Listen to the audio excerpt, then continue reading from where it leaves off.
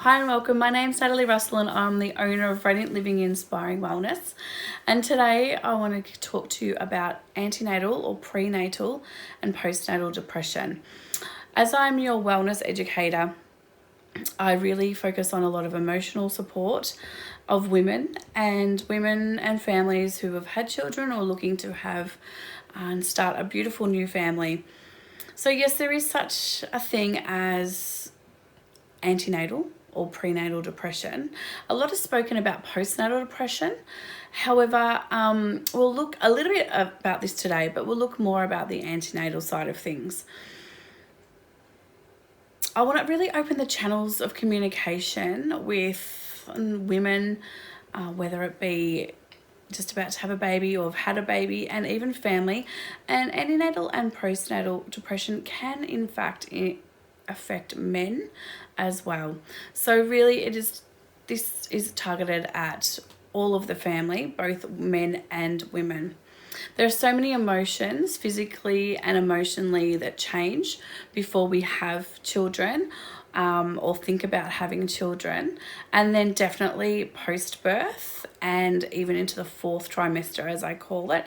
So those first 3 months after going home can be a big adjustment. The time during pregnancy includes the lead up, as I said. As such, it's such a uniquely challenging situation. It's something that we have no doubt been excited about experiencing, yet we can be apprehensively excited about what's about to happen. Some may ask what other signs and symptoms included. They can vary, but things such as heightened emotional sense, so really happy one moment and then delve into the depths of despair and unhappy emotion in the next. Prolonged low moods. The statistics show, and are so staggering, as many as 6 out of 10 women and 1 out of 10 men are affected by perinatal depression and or anxiety, with over 100,000 expecting and new parents affected each year. It can be overwhelming, frightening, even debilitating for these directly affected family members and people within the families. This can really overshadow what is meant to be the most happiest time within this time of our lives. A huge, I suppose, taboo subject still in our society today is antenatal and postnatal depression. There is such reluctance still to open up, mostly on the woman's behalf, about and talk about what is going on with their emotions and their experiences. There are screening tools that are used within our society now, and these are used within our healthcare setting, and they can be an indicator to show the, I suppose, at-risk ability of the women that are coming through. This normally isn't done until in the postnatal time or during the antenatal visits. This, I think, is something that should be and should be known about antenatally as well. Some women who already experience anxiety and or depression are really in tune with their signs and symptoms. But for some women, this is the first encounter that they've had.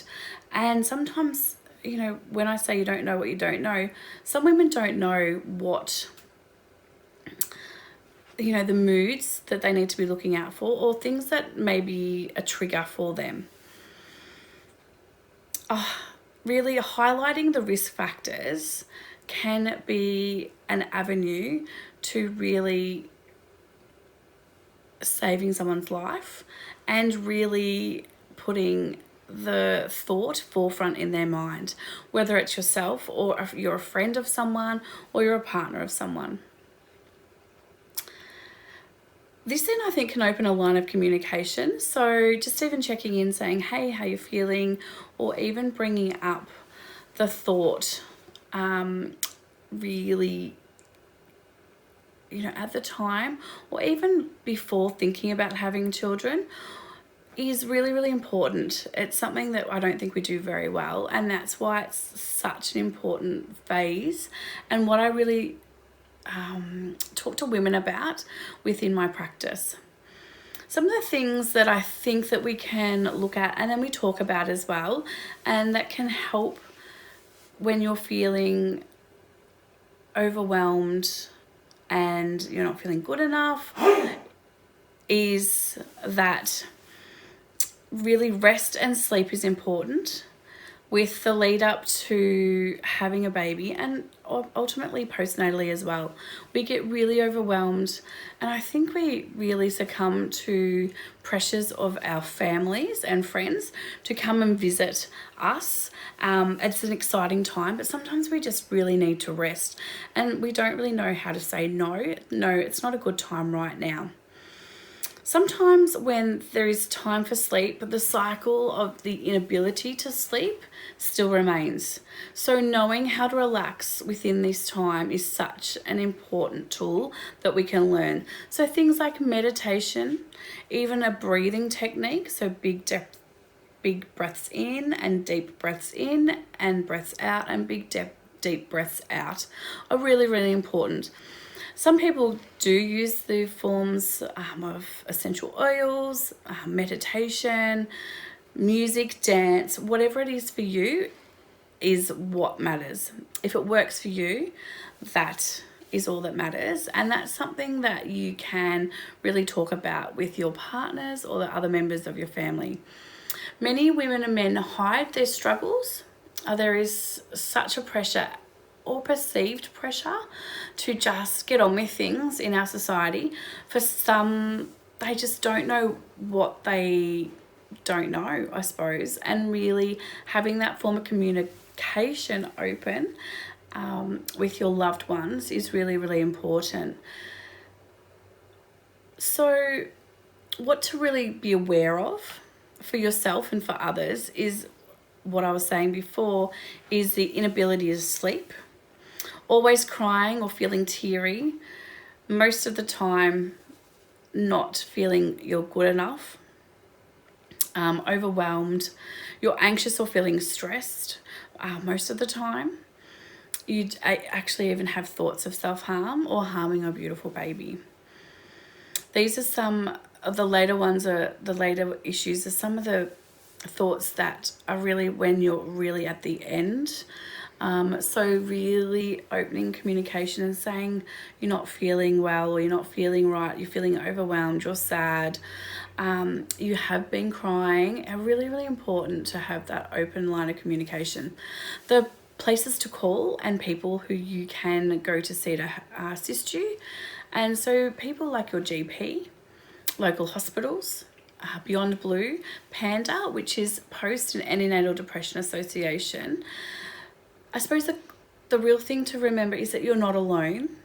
Speaking about your feelings are important, and that you are enough, and it's okay if something isn't going right. There are so many people here to support you.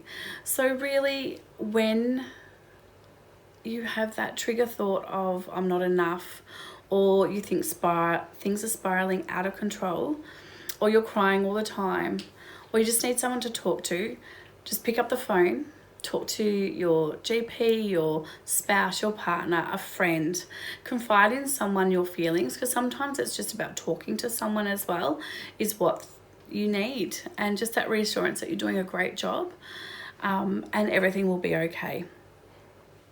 Thanks for joining me, and I look forward to speaking to you soon. Till next time, bye.